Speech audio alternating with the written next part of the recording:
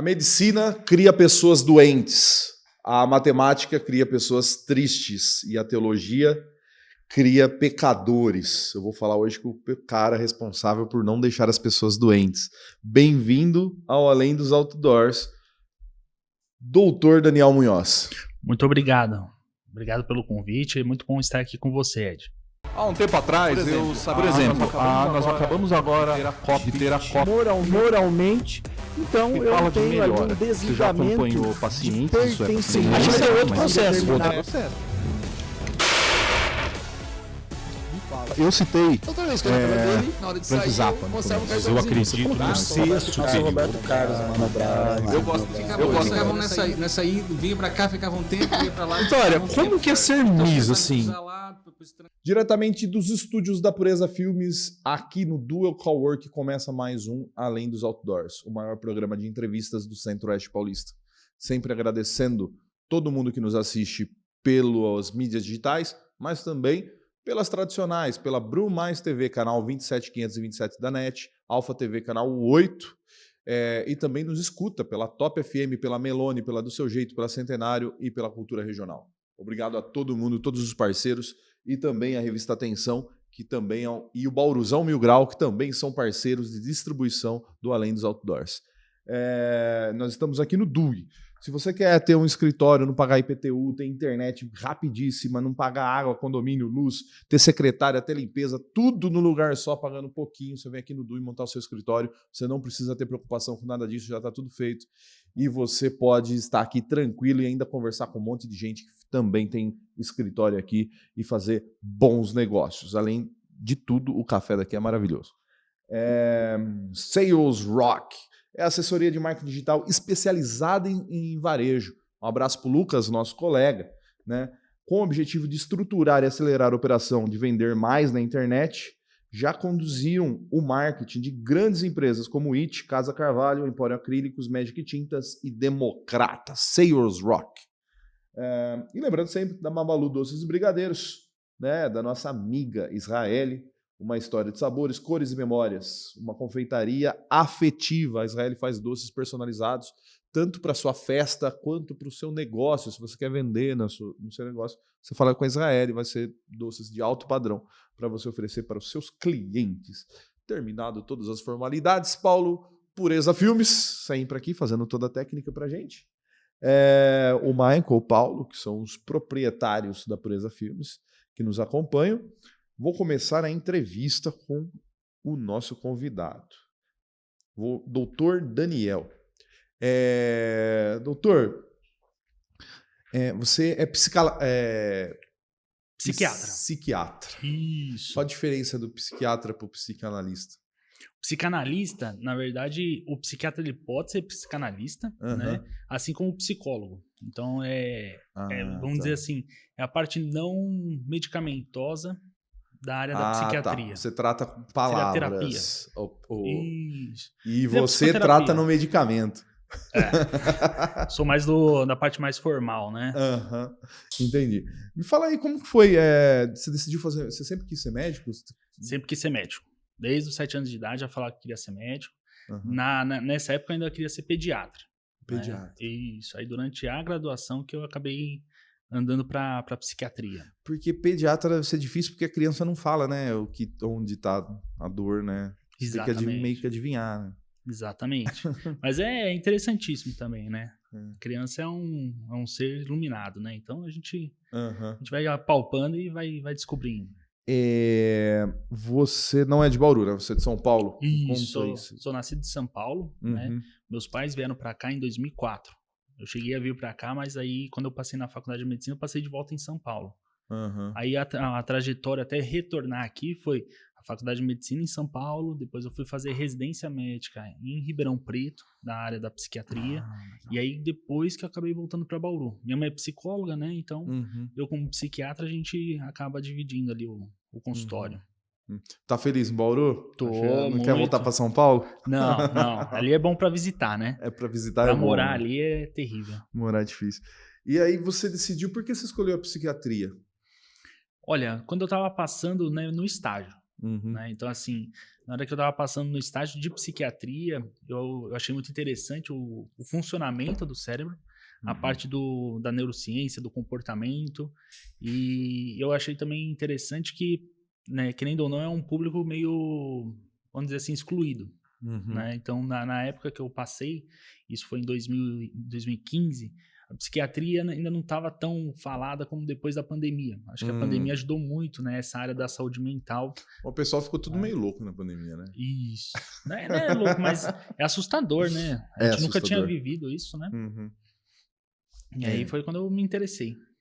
Você acha, assim, hoje, antes de você chegar, eu estava na recepção, eu, o Michael, a nossa recepcionista, cada um falando o remedinho que toma. Estalopram, aí eu gosto de um Rivotrilzinho para dar uma dormida gostosa, outra, agora tá na moda Zolpidem, tá? Assim, você acha que o pessoal tá tomando demais? Ou você acha que tem mais gente que não tá tomando que precisava estar tomando? É interessante essa pergunta, né? Eu acredito que, assim, tem pessoas que tomam sem ter real necessidade, né? Então, assim, é que a medicação facilita. Então, vamos dizer assim, tem algumas medicações que a gente passa, dá uma anestesiada, dá uma sensação gostosa. Hoje em dia, a gente vive uma sociedade muito rápida, muito veloz. E aí, às vezes, se você quer, vamos supor, dormir, né? A cabeça não quer parar. Você toma, vamos supor, uma medicação que acalma esses pensamentos, isso relaxa para você dormir. Mas não necessariamente teria que ser essa maneira, né? Vou tomar um remédio. Até porque a gente sabe que é muito uma coisa assim, entre amigos que trocam remédio, o vizinho que passa pra vizinha. Eu ganhei na minha tia. Então. Ganhei uma cartela de Zolpidem na minha tia. Toma, quer? E é interessante, né? Então, assim, é um medicamento que funciona, ele tem a sua indicação, só que eu acho que tá tendo um abuso. Né? Então, tem um pessoal que usa com outras intenções. Vicia. Alguns viciam. Né? Então, por exemplo, o Zolpidem tem que tomar cuidado que vicia. O famoso Rivotril, Frontal, Lexotan, que tem a musiquinha, né? Desses três juntos, esses todos viciam. Né? Então, eles causam dependência, causam aumento de dose, né? E aí vai trazendo várias outras complicações. Piora a ansiedade, piora o quadro depressivo, quem usa cronicamente, né? Piora, ao invés de melhorar. Piora. Sem falar perda de memória, redução da atenção, reflexo. Então, você tem que tomar cuidado. Não é que, nossa, então vamos tirar das farmácias. Não, tem suas indicações. Sim. Mas eu acho que tem que estar atento. Porque muito também, se fala da depressão, né? A pessoa tá com depressão. O caminho é o tratamento medicamentoso? Ou, não, nem sempre. E pescar, não sei. Não, depende. É que hoje em dia as pessoas falam assim, nossa, tô deprimido. A pessoa meio que já fala que, tipo um diagnóstico, né?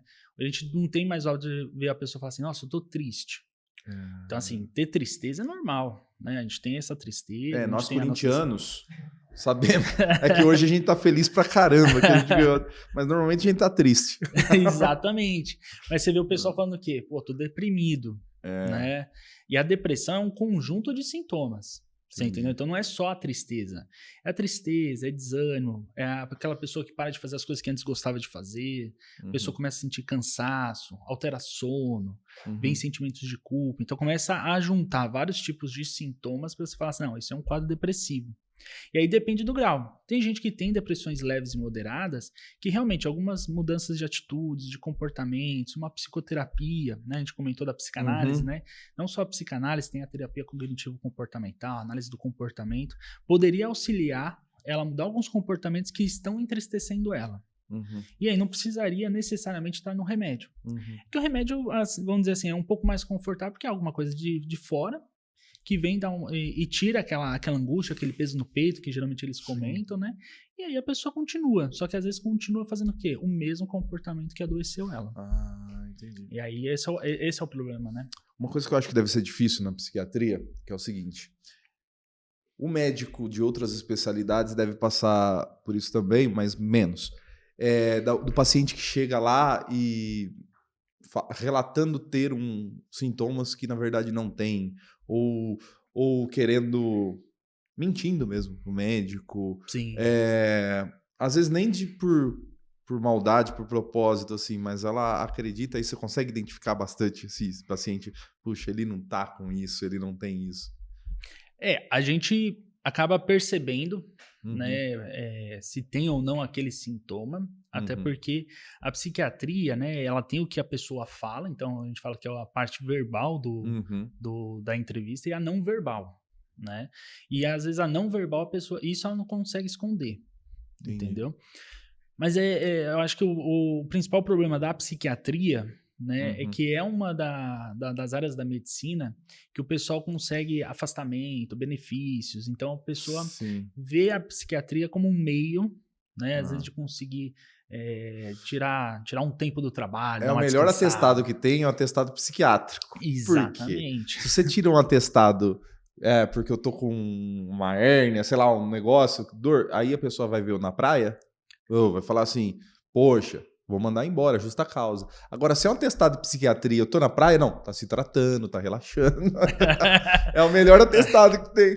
Você entendeu? Então, e é por isso mesmo, porque assim, o psiquiatra, vamos supor que a pessoa chega com um quadro de depressão, né? Você começa a tratar, você não vai falar pra ela ficar dentro do quarto. Você entendeu? Fala, não, você precisa retomar a sua vida, você precisa recomeçar, né? Sair, se expor. A mesma coisa num transtorno de ansiedade, um ataque de pânico, porque o enfrentamento faz parte da doença, né? De você tratar a doença. Então, realmente, às vezes a gente vai falar assim, poxa, você tem como ir para algum lugar, dar uma descansada, né? Até mesmo hoje, como a gente tá tendo bastante casos de burnout, né? Que aí o que está relacionado ao trabalho mesmo, né? Que é aquela fadiga constante do trabalho, aquele desgosto de ir trabalhar, a sensação de que não produz mais como produzia antes, né? Fica se comparando com os colegas. Esses sintomas não tem jeito. Não é nem tanto medicamentoso, é realmente afastar do trabalho e buscar um relaxamento. Você entendeu? E aí sim, provavelmente às vezes ela vai estar na praia, né? E aí hoje com a mídia social o pessoal vai postar, aí o pessoal vai falar, pô, mas ela não estava mal, né? Mas às vezes é uma indicação sim, para ter esse momento de desconectar daquela, do fator causal da sua doença, entendeu? Entendi.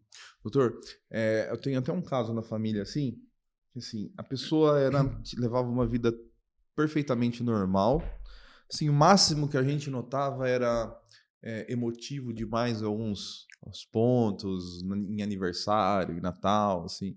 E aí, de repente, acontece um fato na vida dela, uma situação ruim, assim, mas daí pra frente a pessoa desenvolve transtorno, não consegue mais sair do quarto, fica mal, a qualquer momento tem ataque, não sabe onde tá. Isso daí é um gatilho, ela sempre teve isso com ela e de repente aconteceu assim? Ou é o trauma mesmo que fez tudo isso? Aí tem duas situações, né? A pessoa poderia estar, vamos dizer assim, como a gente conversou, né? Numa depressão leve a moderada, né? E aí ela entrou para um quadro mais grave, né? Que a gente brinca que é assim, a pessoa que vai se olhando no espelho todo dia, ela não percebe se ela tá engordando ou emagrecendo. Mas aquela pessoa que te viu há um mês atrás e vê você hoje, ela logo fala, né? Ela logo percebe se você teve alteração de peso. A depressão é muito parecida, então você não consegue reparar que aos poucos você tá entrando num quadro depressivo. Então esse é um fator de, por exemplo, ela já tinha, né, essa questão, ela já vinha no episódio depressivo mais leve, moderado. O que é leve e moderado? Ela consegue ter ali a condução da sua vida nas coisas mais essenciais. Então, trabalha, às vezes vai numa festa, mas coisas bem, assim, entre aspas, obrigatórias. E aí, de repente, tem um fato ali que, vamos dizer assim, era o que faltava. Eu tinha da água que faltava para transbordar o copo, entendeu? Entendi. E tem o transtorno do estresse pós-traumático, que é uma outra situação que aí sim é abrupta. Ah, entendi. Que aí é o fato em si que fez a pessoa... Isso. Mas geralmente é algo muito grave, que coloca a sua vida em risco, alguma coisa muito tem um chocante. pai de uma amiga minha e ele trabalhava num caminhão de reciclagem. E ele estava numa ladeira e perdeu o freio do caminhão. E aí era uma escola bem na saída, tinha muita criança, assim. Entendi. E aí ele desviou das crianças, assim, jogou o caminhão numa casa para não atropelar 20 crianças de uma vez só na frente da escola. Beleza, passou, e aí ele começou a sair um negócio na pele dele, sabe? Estourar na pele, saiu tudo. Ele ficou muito tempo internado por causa disso. E foi o dia que ele quase atropelou um monte de criança que aconteceu isso com ele. É um baita de um trauma, né? A coisa que, como eu falei, coloca uma vida em risco, né? Tanto a dele quanto a das crianças, né? E aí sim, isso pode começar a caracterizar. A pessoa começa a ficar mal, ela fica com sintomas de depressão, começa a ter pesadelos, começa a ter vários sintomas que aí necessita de tratamento. Porque senão não consegue retomar. Doutor, vou entrar num outro assunto. Perfeito. Agora, a legislação até brasileira deu uma mudada, permitindo pesquisa com cannabis para tratamento também psiquiátrico, ou uma alternativa aos medicamentos, né, ansiolítico, assim. Como está hoje? A gente já está usando a cannabis para isso? Para que ela serve de verdade? Me dá um panorama, assim, perfeito, geral. Perfeito. A pesquisa em si, né, ela já vem há muito tempo. Né? Então, ali onde eu fiz a minha residência, né, no Hospital das Clínicas lá de Ribeirão Preto, tem um dos pesquisadores mais antigos aqui do Brasil que estuda a cannabis medicinal. Né? Ele estuda ali perto da década de 70 já. Né? Então tem bastante tempo. Né? O motivo para a gente começar a entender a cannabis como um tratamento foi a partir de, vamos dizer assim, 94, quando se descobriu que nós mesmos temos o que a gente chama de sistema endocannabinoide. Ou seja, a gente produz moléculas muito parecidas com a planta, né? Com CBD, o THC, né? Que são as moléculas que o pessoal mais conhece. Né? O THC é mais o psicoativo, que é o que acaba as pessoas confundindo o tratamento medicinal com o uso recreativo, né? Entendi. E o CBD, que é o que a gente vem percebendo que tem um potencial terapêutico. Então, o THC não tem potencial? Tem potencial terapêutico. Ele até depois posso falar um pouquinho do que ele faz, né? O que ele pode contribuir, mas eu acho que é um marco 94 por causa dessa descoberta. Né? E aí, assim, tem várias pesquisas hoje, tem mais de 30 mil pesquisas na área, mostra muito a segurança de usar, né, esse tratamento. E aí ele nasceu para epilepsia, né, aquela epilepsia de difícil controle. Tanto que uma das marcas que a gente conhece hoje, né, que é a Charlotte's Web, ela é muito vinculada ao nome da menina que começou a fazer o tratamento. Né? Então lá, se eu não me engano, lá perto da década de 50. Né? E aí isso foi se tornando, né, um tratamento cada vez mais contínuo, foi sendo estudado cada vez mais. Eu estava na assessoria de um deputado, do Ricardo Izar, vou falar o nome, que ele sofre de Parkinson. Perfeito. E ele, uma das pessoas mais que defendem o uso, porque ele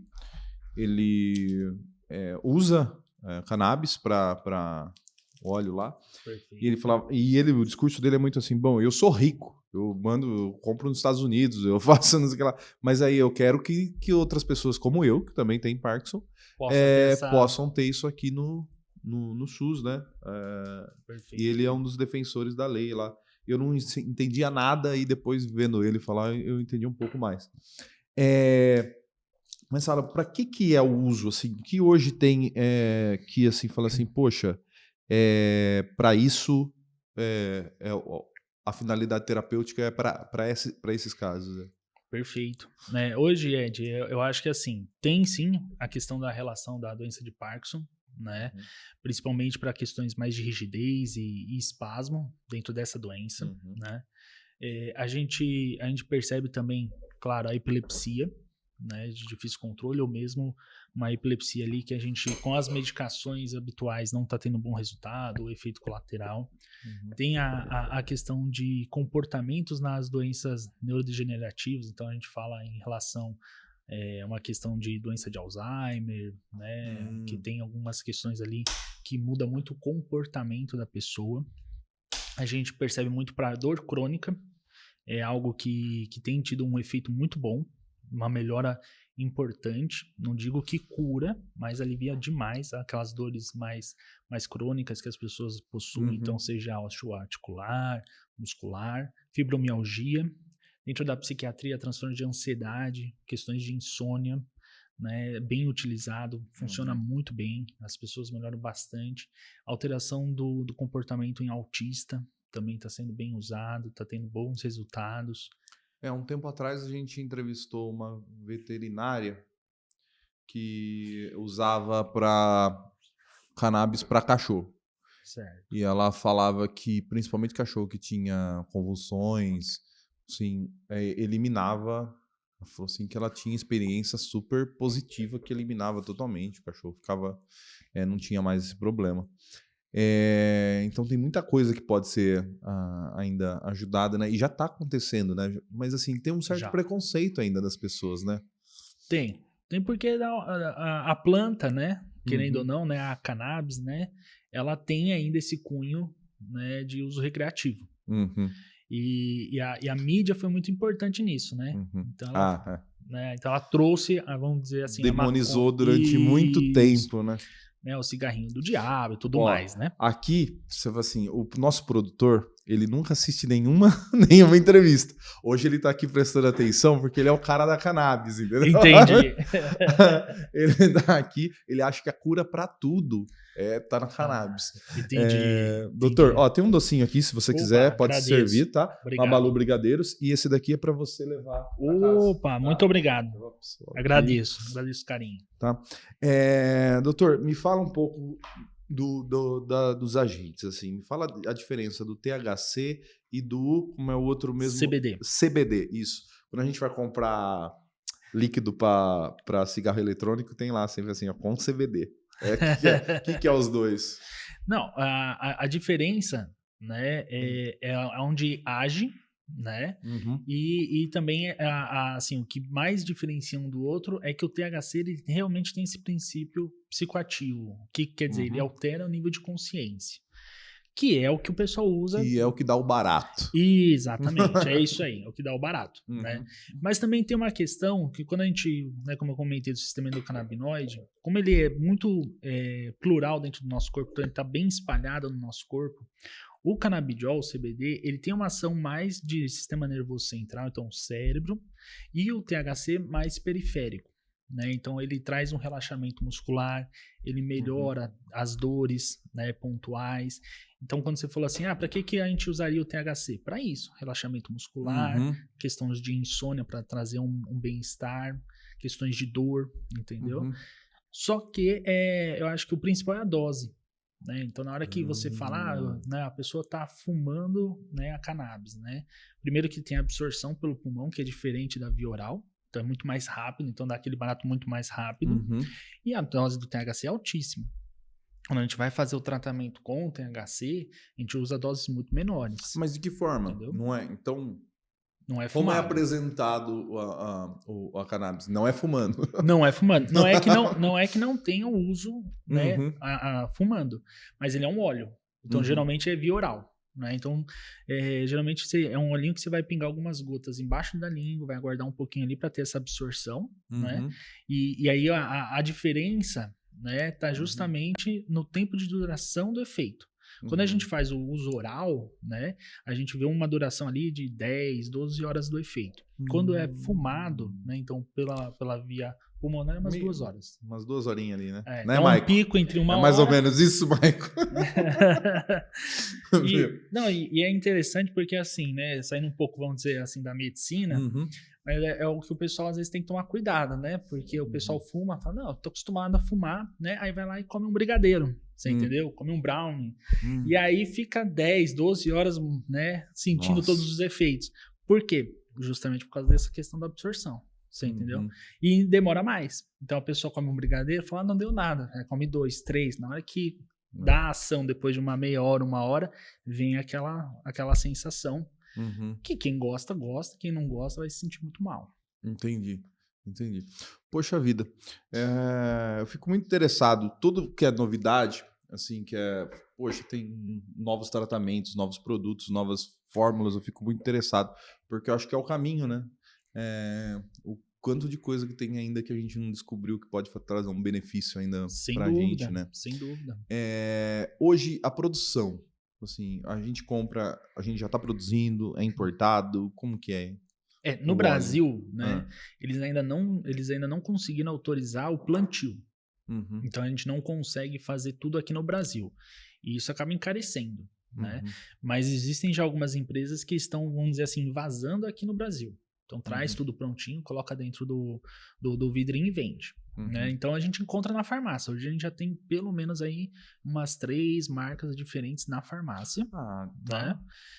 Só que com custo alto. Custo alto. Né? E tem as associações. Então tem algumas associações que conseguiram autorização na Anvisa, tem o habeas corpus para fazer o plantio. Né? E aí eles conseguem oferecer um bom óleo também com um custo às vezes um pouco mais acessível. Mas não na quantidade industrial, né? Não. Tanto que Para distribuir em todas as farmácias do Brasil, né? Não. Tanto que a partir quando a gente pensa na associação é justamente os associados. Então, eles têm um critério para ter, né, essa pessoa como associada e eles também têm o entendimento de que eu posso ter tantos associados, mais do que isso eu não tenho suporte. Né? Então, eles se conversam também para tentar ajudar o máximo possível. Né? Eu vi uma mudança muito na militância pró-cannabis, porque tinha a famosa Marcha da Maconha em São Paulo. E quem que ia? Não, então, isso daí falando. Tinha lá atrás, quem ia na Marcha da Maconha lá atrás? Os amigos do Maico. Os rasta, ia lá apanhar da PM. E aí, de repente, começou outro pessoal a ir na Marcha da Maconha, pessoal com as crianças que têm necessidade de uso, pessoas que têm Parkinson, todo mundo lá, e virou uma marcha familiar, assim, de pessoas que pedindo para o governo, olha pra gente tá precisando e isso daqui é a nossa esperança, né? Perfeito. E negar isso para as pessoas parece um requinte de crueldade, né? Sem dúvida. Assim, tem isso aqui que pode melhorar a vida do seu filho, mas eu não vou deixar usar. Né? Não pode. Isso é droga. Né? Então... E aí que é o problema. E eu acho que a questão da cannabis medicinal, a gente tem que valorizar muito as mães.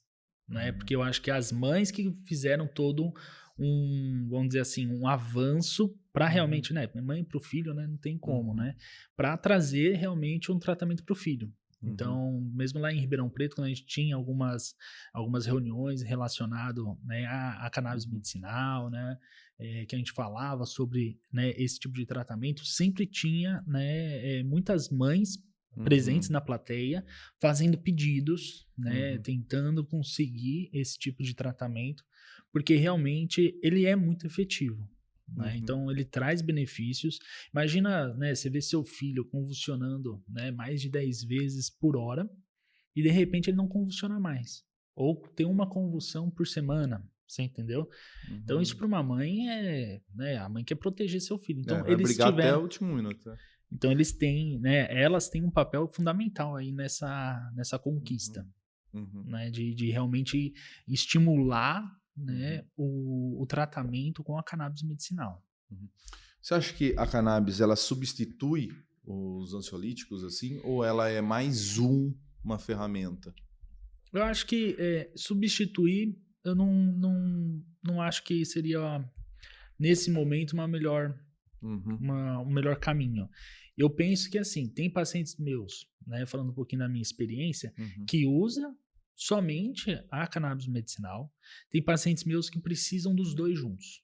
Você entendeu? Agora, que a gente reduz muito medicações que causam dependência, que podem trazer algumas alterações psíquicas muito negativas, isso a cannabis consegue. Então, vamos supor, a gente estava, né, comentando Rivotril, Zolpidem. Eu prefiro que a pessoa, se ela tiver a possibilidade de usar, né, o canabidiol, eu prefiro muito mais que ela use o canabidiol do que essas medicações. E vai ter um tratamento tão bom e tão efetivo quanto, entendeu? Entendi. Eu não posso trocar o Rivotril pela cannabis, porque senão eu vou perder a piada com o Michael. Entendi. Vou ter que falar, aí ele vai falar que eu sou maconheiro também, eu não Entendi. Sou o cara da direita aqui. Mas pega a revista pra gente, Michael, fazendo um favor. Doutor, é muito interessante esse assunto, né? Agora, me fala outra coisa. O pessoal que tem algum vício em outras substâncias. Certo. Como é que é o tratamento hoje dessas pessoas? E antes do doutor responder, quero te dar a revista Atenção. Opa, revista Atenção, você é de Bauru, já deve conhecer. Sim. É a principal revista da nossa região e Bacana. Parceira nossa aqui. Muito tem bom. vários colegas aí dentro falando bastante coisa, tem muito médico. Que legal. tá? Legal, muito Também obrigado. É um presente nosso. Um abraço pro Carlinhos, da revista Atenção, nosso parceiraço. Então, doutor, como que é o pessoal que usa substâncias psicoativas que estão viciados? Como que é o tratamento desse pessoal? Hoje em dia, assim, é um desafio grande que a gente tem dentro da saúde, aí sim como uma saúde coletiva, né? Questão do uso de substância. Não existe, nem todas têm um tratamento específico, né? Então, vamos supor, transtorno do uso do álcool, a gente tem algumas medicações que pode trazer bastante benefício. Me fala mais sobre isso aí, porque esse daí é uma coisa que talvez eu precise. Entendi. Não, é que eu acho que assim, quando a gente fala do álcool, é muito complicado porque culturalmente, né, ele sempre esteve muito presente. Então, pra gente falar que você tem um problema, você tem vamos dizer assim, uma doença relacionada à bebida alcoólica, né, tem que ter alguns critérios. Então, a pessoa tem que começar a criar tolerância. Então, sabe aquela pessoa que fala assim, não, eu sou forte pra bebida, eu bebo bastante. Isso não é um bom sinal, você entendeu? Isso quer dizer tolerância. Isso quer dizer tolerância, isso não é legal, entendeu? Quer dizer que você já está tendo uma aceitação maior de quantidade, você está tendo um aumento do seu uso, e um dos fatores também é você ter abstinência. O que é abstinência, né? Às vezes no outro dia fica mal, fica mais ansioso, mais irritadiço, você entendeu? Aquilo que, tipo assim, eu não vejo a hora que dá umas 5 horas para tomar uma. Isso, também, né? E aí... Tá feio o negócio pro meu lado, hein? Viu? Vou marcar uma consulta depois. Eu fui no médico e deu uma alteraçãozinha no fígado, né? Eu fui fazer ultrassom, cirrose hepática grau... Esteatose, não é cirrose? Esteatose. Não é cirrose. Esteatose hepática grau 2. Que deve ser da bebida, né? Também, mas aí também tem a alimentação. Mas tem que tomar cuidado, né? É sinal que o seu fígado tá sofrendo. Pedindo socorro. Isso, tá pedindo socorro. É meu fígado e meu coração, os dois que sofrem. Doutor, como que o que é mais recorrente hoje? Você trabalha com tratamento de paciente que usa psicóticos? Esse usa substâncias psicoativas, sim, trabalho. O que é o mais recorrente, assim? Hoje em dia, né, o que a gente percebe que acaba buscando ajuda, né, tem a questão do álcool, né, e a gente percebe muito a busca do uso da cocaína e do crack. Né, que eu acho que é muito similar da outra, né, e isso traz muito prejuízo no dia a dia da pessoa, né, ela começa a girar em torno da substância, o crack escraviza, né. Eu vou te fazer uma pergunta, eu sei a resposta, mas só para frisar para o nosso espectador, você já atendeu alguém lá viciado, precisando de tratamento por causa de maconha? De maconha? Já. Maconha? Não, doutor, eu pensei que era outra resposta. Não, já. Tanto que tem algumas questões, assim, a maconha em si, né, o grau de dependência dela é muito baixo, né, mas existem pessoas que... Era essa a minha percepção. Ele é baixo. Assim, o pessoal, maconha não vicia. Não, realmente é mais difícil, né, se a gente for pensar, a nicotina, a cafeína, tá muito perto do quanto que vicia a questão da maconha, mas tem sim. Tem pessoas que mas hoje o grande problema acho que da sociedade é o crack, né? Sim, se a gente for pensar numa questão social, é o crack. E como que trata? Então, como eu falei, não tem um tratamento específico, né? A gente tem algumas medidas, né, para tentar conter impulsividade, a busca, né, desenfreada da substância. A gente tenta convencer a pessoa de que isso é um problema e que ela vai ter que enfrentar isso. Então ela precisa de muita motivação para conseguir também ter essa parada. Não adianta pai, irmão, tio, tia, esposa querer prender, querer trazer a força, isso não adianta. A pessoa tem que criar essa consciência, né?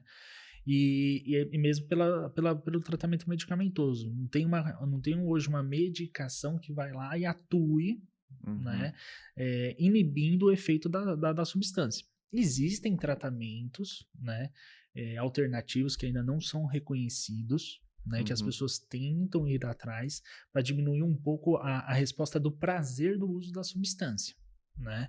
Mas quando a gente fala de cocaína e crack, o nível de dopamina é tão alto a nível cerebral, que a pessoa não tem a euforia se ganhar na Mega Sena. Sabe a Mega Sena virada? Sei. Que é o sonho de todo mundo ganhar. Uhum. A pessoa não vai ter a euforia que o crack e a cocaína Cara, dá. eu não sei o que é isso, assim. Eu vejo relato do pessoal que usa e fala, qual que é o efeito que tem, assim. A pessoa me explica, eu não consigo nem imaginar o que é. É porque não tem nada que consiga te simular o efeito de tanta dopamina no seu cérebro. Eu tinha... quando eu era adolescente, eu sou criado numa cidade de 10 mil habitantes e morava no sítio. Entendi. Meu pai meu avô imigrante italiano, fui criado ali com a avó, com o avô, coisa assim. Então, a psicologia que meu pai usava comigo para as drogas era assim, é horrível, não sei o que lá, você vai fumar, nossa senhora, vai ser muito ruim, não sei o que. E depois eu vi que a sociedade toda tratava isso daí, né? Drogas, nossa, nem morto, não sei. E aí depois o adolescente ia lá e provava e falava assim, mentiram pra mim, porque é bom pra caramba, entendeu? Mentiram pra mim a vida inteira, louco, falaram que isso daqui é ruim, isso daqui é bom demais, assim. Aí eu sempre pensei assim, puta, estão falando errado, tipo assim, porque ninguém se vicia em martelada no dedo. Nossa, que gostoso da martelada no meu dedo, eu vou ficar... Sem dúvida. Você só se vicia numa coisa que é gostosa. Sim. E eu acho que a gente tem que abordar por esse lado, sim. Né? Falar, não, tem um lado positivo.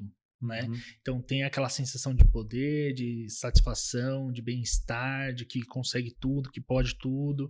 Ela dá essa sensação. Então, quando a gente pensa, né, uma pessoa que está, vamos supor, num quadro depressivo, numa ansiedade, que vive ali angustiado, usa uma substância dessa e sente esse prazer, esse poder, você acha que ela vai parar? Não vai parar. Quem me deu uma real muito boa, assim, foi um rapaz que trabalhava comigo, chamado Ricardo Sanches. Abraço, Ricardo.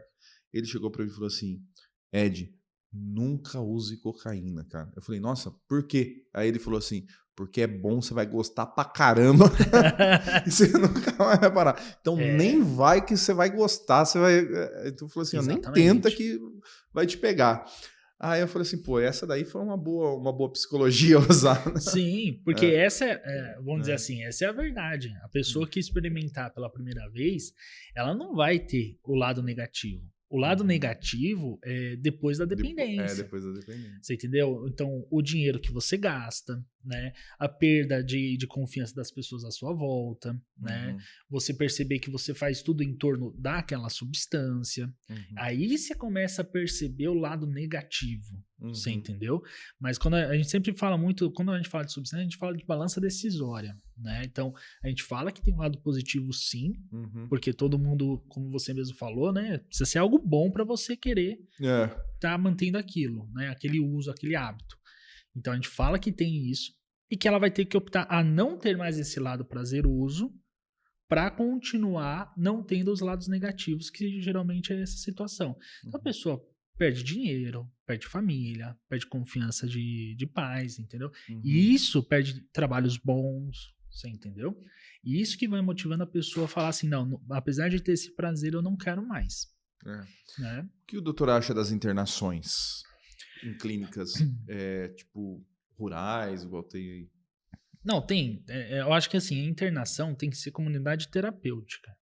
Ou seja, tem que ser um lugar onde vai fazer o que a gente fala de entrevista motivacional, que vai trazer conteúdo de medidas para você evitar o uso, você controlar suas impulsividades, cuidar desses outros fatores que pode estar envolvido, então a depressão, a ansiedade, você entendeu? Por quê? E aí lá você vai entender o porquê que você se viciou, porquê que você tem um problema, porque é uma doença que você precisa cuidar. Internar por internar, deixar em cima de uma cama, dopando a pessoa, dando um monte de medicação, isso não é tratamento. Você entendeu? Então tem sua efetividade, tem momentos em que a pessoa precisa fazer uma desintoxicação, aí realmente uma internação hospitalar ali, né, desintoxicando, segurando principalmente aquela parte mais de abstinência do uso da substância, mas depois ela precisa ter uma consciência, né, do que é aquela substância, do que está trazendo de fatores negativos, para aí sim ela querer tomar uma decisão diferente do que ela tomou lá atrás. Eles me perguntam muito assim, poxa, mas eu não tenho cura? Aí eu brinco assim, eu falo assim, nem você nem eu. Aí, mas você, como assim? Se eu usar, eu também vou ficar dependente. Então ninguém pode usar. Não é uma questão que, então vou usar um pouquinho. Não tem isso. Você entendeu? Então não tem cura para ninguém, né? É que a pessoa que experimentou sabe esse lado que a gente conversou, o lado bom. E aí sim ele tem que bater em cima disso.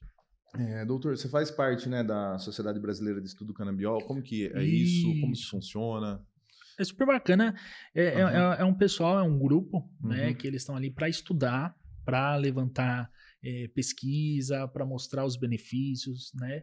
Tem dentro da estrutura tem as comissões temáticas, né? Então tem a saúde mental, neurologia, dor crônica, que vai mais estudar e participar dessas situações mais ativas. Então, quando tem, né, uma conversa dessa dentro do Congresso, quando tem a Marcha da Maconha, a gente está participando ativamente para mostrar que não é uma coisa mais... É um grupo de pessoas ali que querem chamar atenção, querem que legalize para poder usar a sua maconha. Não, é uma coisa que é séria, é terapêutico, traz benefícios, né? Então, eu acho que essa é a maior intenção da Sociedade Brasileira de Estudo Canábico, né? Trazer conhecimento e realmente colocar algo científico nesse novo tratamento, né? No jogo, né? Doutor, esse novo velho tratamento. Doutor, as pessoas aqui de Bauru que escutaram a gente e querem consultar, tem alguma dessas doenças degenerativas e acham que poderiam se beneficiar do uso da cannabis, ou que tem alguém quer levar um parente que é viciado em algum outro tipo de droga para conversar com o doutor, como que faz? O senhor atende aqui em Bauru? Como que é? Olha, eu atendo em Bauru, eu tenho um consultório aqui em Bauru, né? Ele fica ali na Getúlio Vargas, tem o telefone, tem site, né? Então, se colocar consultório de psicologia e psiquiatria Munhoz Moreira, você vai encontrar o site, né? E eu também... Se você está assistindo, você vai ler aqui embaixo. Se você está no rádio, Dr. Daniel Munhoz Moreira. Se você der no Google, provavelmente você vai achar o contato. Sim. Certo. E lembrando, né, que a gente tem aqui, né, na parte pública, né, na parte da saúde pública, a gente tem os CAPs, né, e inclusive eu trabalho no CAPs de álcool e drogas aqui da cidade de Bauru, que ali é um atendimento gratuito, né, é demanda espontânea, então você pode chegar lá, né, e pedir essa ajuda, pedir esse acolhimento, e lá não vai ter só o tratamento medicamentoso, mas toda essa abordagem que eu falei de comunidade terapêutica, inclusive tem as comunidades através do sistema público aqui de Bauru, tá bom? Então acho que é bacana a gente falar que tem esse espaço para a gente acolher essas pessoas que estão necessitando dessa ajuda. Poxa, maravilha. Doutor, obrigado, viu? Imagina, eu que agradeço. Quando o papo é bom, passa rápido. É verdade, é verdade. 50 minutos rapidinho. Obrigado, foi muito legal o papo. Obrigado, agradeço aí o convite. Foi muito bom estar aqui com você, Ed. Galera, esse aqui foi mais um Além dos Outdoors, o maior programa de entrevistas do Centro-Oeste Paulista. Eu sou Ed Rosseto, quero agradecer o pessoal da Pureza Filmes que está aqui fazendo toda a técnica pra gente, sempre muito legal. Falar também do DUI, o lugar onde a gente está nesse momento. O DUI é um cowork. O que é um cowork? Um lugar com várias salas para você trabalhar junto com outras pessoas. Salas individuais ou coletivas, onde você vem aqui e faz o seu trabalho, conversa com outras pessoas, tem recepção, tem café, tem internet, tem mobiliário, tem tudo para você fazer o seu negócio daqui. A Mamalu Brigadeiros dá sempre aqui uns docinhos para os nossos convidados de alto padrão. Então, se você quer fazer sua festa bonita ou você tem um negócio que quer revender doces Mamalu Brigadeiros, é só falar com a Israele, que vai ser muito bom, nós garantimos. Tá? A nossa parceiraça aqui é a Sales Rock, né? A Sales Rock é uma agência, muito mais que uma agência de publicidade, né? É a solução ideal para você. Se a sua empresa ainda não é atendida pela Sales Rock, provavelmente o seu concorrente será. Né? Então acesse lá salesrocks.com.br e fala com o nosso amigo Lucas. Dito isso, lembrando, obrigado Revista Atenção, Bauruzão Mil Grau, que são nossos parceiros de divulgação. Lembrando sempre que você pode escutar a gente nas rádios, nas TVs e também nas mídias digitais. Muito obrigado, pessoal. Esse foi o Além dos Outdoors. Tchau.